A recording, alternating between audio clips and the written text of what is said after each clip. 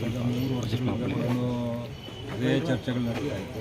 ಅವರ ಅಭಿವೃದ್ಧಿಗಿಂತ ಜಾಸ್ತಿ ಈ ಕುರ್ಚಿ ಕಾಳಗನೇ ನಡೀತಾ ಇತ್ತು. ತಮಗೆಲ್ಲರೂ ಕೂಡ ಗೊತ್ತಿರ್ತಕ್ಕಂಥ ವಿಚಾರ. ಹಾಗಾಗಿ ಅದು ಕಾಂಗ್ರೆಸ್ಗೆ ಸಂಬಂಧಪಟ್ಟಿರ್ತಕ್ಕಂಥ ವಿಚಾರ. ನಮಗೇನು ಯಾರು ಮುಖ್ಯಮಂತ್ರಿ ಆದರೂ ಕೂಡ ಒಳ್ಳೆ ಕೆಲಸ ಆಗಬೇಕು, ಅಭಿವೃದ್ಧಿ ಆಗಬೇಕು. ಇವತ್ತು ಅಭಿವೃದ್ಧಿ ಕುಂಠಿತ ಆಗಿದೆ, ನೀರಾವರಿ ಯೋಜನೆಗಳು ಕುಂಠಿತ ಆಗಿದೆ. ಮತ್ತು ಈಗ ಗ್ಯಾರಂಟಿಗಳು ಅಂತ ಏನು ತಗೊಂಡ್ಬಂದರು, ಇವತ್ತು 10 ತಿಂಗಳ ಬಾಕಿ ಇದೆ. 36 ತಿಂಗಳಾಗಿದೆ ಈ ಸರ್ಕಾರ ರಚನೆಯಾಗಿ. 26 ತಿಂಗಳು ಇವರು ಕೊಟ್ಟಿರ್ತಕ್ಕಂಥದ್ದು. 10 ತಿಂಗಳ ಹಣ ಇವತ್ತು ಒಬ್ಬೊಬ್ಬ ಮಹಿಳೆಗೆ 20,000 ರೂಪಾಯಿ ಬಾಕಿ ಇಟ್ಕೊಂಡಿದ್ದಾರೆ. ಅಂದರೆ 1,26,00,000 ಮಹಿಳೆಯರಿಗೆ ಬಾಕಿ ಇದೆ. 25,000 ಕೋಟಿ ಬಾಕಿ ಇಟ್ಕೊಂಡಿದ್ದಾರೆ.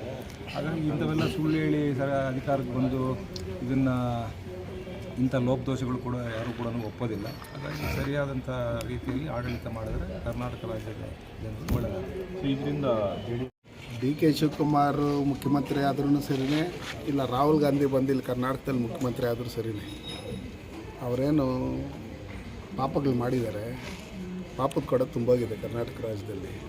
ಇಡೀ ದೇಶದಲ್ಲೇ ಕಾಂಗ್ರೆಸ್ ಮುಕ್ತ ಭಾರತ ಆಗಿರ್ತಕ್ಕಂಥದ್ದು. ಹಂಗಿರ್ತಕ್ಕಂಥ ಸಂದರ್ಭದಲ್ಲಿ ಅವರು ಕುರ್ಚಿ ಕಾದಾಟದಲ್ಲಿ ಸುಮಾರು 1 ವರ್ಷದಿಂದ ಇದೇ ರೀತಿಯಲ್ಲಿ ನಡೀತಾ ಇತ್ತು. ಕೃಷ್ಣಾರೆಡ್ಡಿ ಅಣ್ಣ ಹೇಳ್ದಂಗೆ ಮುಂದಿನ ದಿನದಲ್ಲೂ ಇವ್ರನ್ನ ಹೆಂಗೆ ಇಳಿಸೋದು ಅನ್ನೋ ಲೆಕ್ಕಾಚಾರದಲ್ಲಿ ಅದೂ ಶುರು ಆಗುತ್ತೆ. ಈಗಾಗಲೇ ಒಂದು ಬಣ ಬೇರೆ ಬೇರೆ ಕಡೆ ಪ್ರೈವೇಟ್ ಹೋಟ್ಲುಗಳಲ್ಲಿ ಅಲ್ಲಿ ಇಲ್ಲೆಲ್ಲ ಮೀಟಿಂಗ್ಲೆಲ್ಲ ಶುರು ಮಾಡಿದ್ದಾರೆ. ನಮಗೆ ಯಾವ ಮಂತ್ರಿ ಕೊಡ್ತಾರೆ, ನಮ್ಗೆ ಯಾವ ಮಂತ್ರಿ ಕೊಡ್ತಾರೆ, ನಮ್ಮ ಫೇವರ್ ಆಗಿರ್ತಕ್ಕಂಥ ನಮ್ಮ ಬಣದವ್ರಿಗೆ ಕೊಡ್ತಾರೆ, ಆ ಬಣದವ್ರಿಗೆ ಕೊಡ್ತಾರೆ ಅನ್ನೋ ಲೆಕ್ಕಾಚಾರದಲ್ಲಿ ಶುರುವಾಗಿದೆ. ಹಂಗಿರ್ತಕ್ಕಂಥ ಸಂದರ್ಭದಲ್ಲಿ ಅವ್ರಿಗೆ ಏನೇ ಬಂದ್ರೇನು, ಯಾರಿಗೆ ಸುಮಾರು ಒಂದು 10 ಜನ ಕೋಟಿಗಳು ಹೊಲ್ಸ್ಕೊಂಡಿದ್ರು ಮುಖ್ಯಮಂತ್ರಿ ಆಗಬೇಕು ಅಂತೇಳಿ.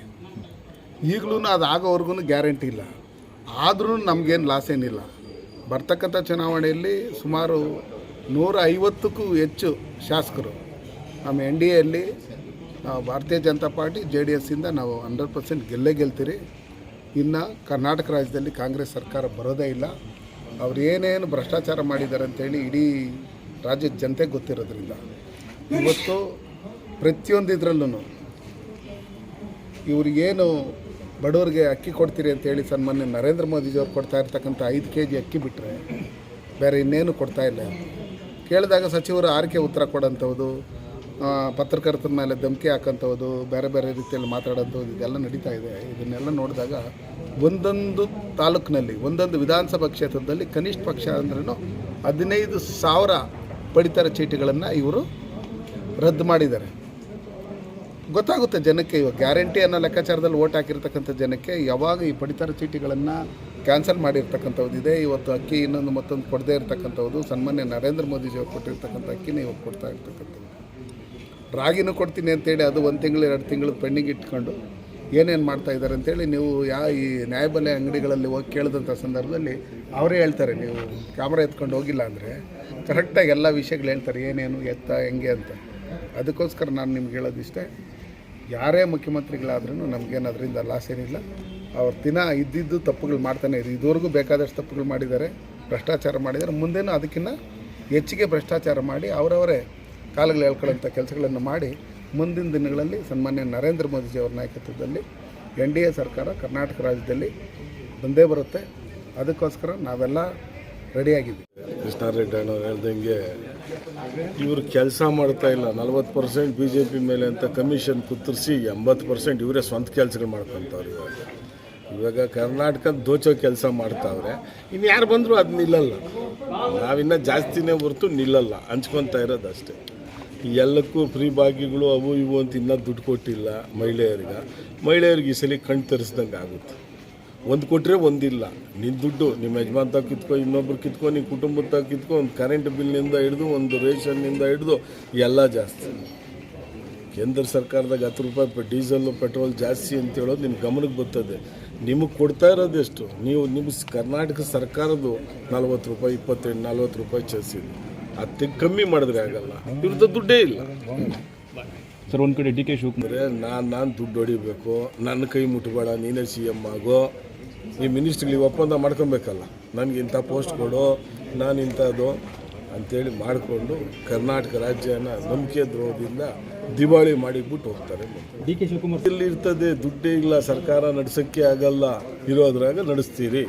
ಸಾಲ ಮಾಡು ಇವಾಗ ಇವ್ರು ಬಂದ ಮೇಲೆ ಒಂದು 3 ಲಕ್ಷ ಕೋಟಿ 4 ಲಕ್ಷ ಕೋಟಿ ಸಾಲ ಮಾಡವ್ರೆ. ಅದು 8 ಲಕ್ಷ ಕೋಟಿಗೆ ಎಕ್ತದೆ. ಇವಾಗ 9 ಲಕ್ಷ ಕೋಟಿ ಆಗೈತೆ. ಇನ್ನು ಇವ್ರು ಏನು ನಡೆಸ್ತಾರೆ? ಸರ್ಕಾರ ನಡೆಸೋಕ್ಕೆ ಏನೈತೆ ದುಡ್ಡು? ಅಲ್ಲಿ 2,000 ಕೊಡು ಅಂತೇಳಿ ಒಬ್ಬ ಮಹಿಳೆ ಮೇಲೆ 50,000 1 ಲಕ್ಷ ಸಾಲ ಮಾಡಿಸಿ, ಇವಾಗ ಮಹಿಳೆಯರಿರೋದು 3 ಕೋಟಿ ಜನ ಮಹಿಳೆಯರು ಬರ್ತಾರೆ. 6 ಕೋಟಿ ಅಂದರೆ 3 ಕೋಟಿ ಜನ ಬರ್ತಾರೆ. 3 ಕೋಟಿ ಮಹಿಳೆಯರ ಮೇಲೆ 1.5 ಲಕ್ಷ ಸಾಲ ಮಾಡಿ ಇವ್ರಿಗೆ 1 ಲಕ್ಷ ಕೊಡೋದೇನೈತೆ?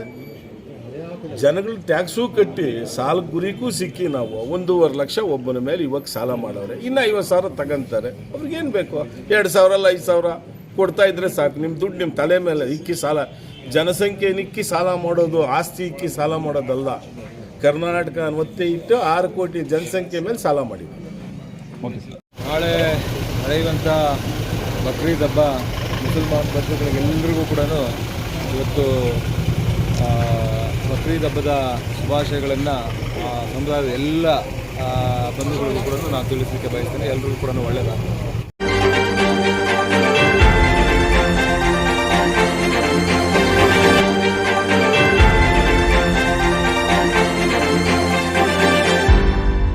ನೀವು ನಮ್ಮ ಚಾನಲ್ಗೆ ಸಬ್ಸ್ಕ್ರೈಬ್ ಆಗಿಲ್ಲ ಅಂದರೆ ಈಗಲೇ ಸಬ್ಸ್ಕ್ರೈಬ್ ಆಗಿ ಪಕ್ಕದಲ್ಲೇ ಇರುವ ಬೆಲ್ ಐಕಾನ್ ಕ್ಲಿಕ್ ಮಾಡಿ. ಮತ್ತಷ್ಟು ಅಪ್ಡೇಟ್ಗಳಿಗಾಗಿ ಫೇಸ್ಬುಕ್, ಇನ್ಸ್ಟಾಗ್ರಾಮ್, ಟ್ವಿಟರ್ನಲ್ಲಿ ಫಾಲೋ ಆಗಿ.